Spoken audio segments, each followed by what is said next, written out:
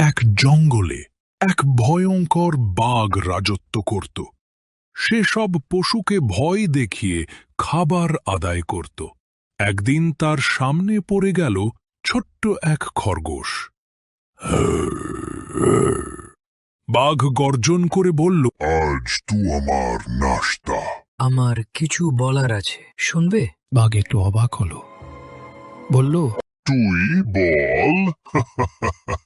তারপর তোকে খেয়ে ফেলবো।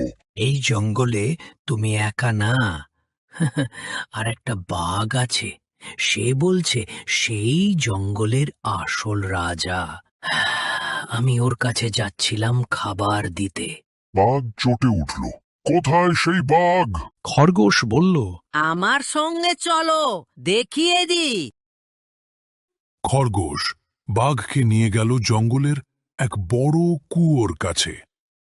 বলল, ওই কুয়োর ভিতরে আছে সে বাঘ, খুব দম্ভী।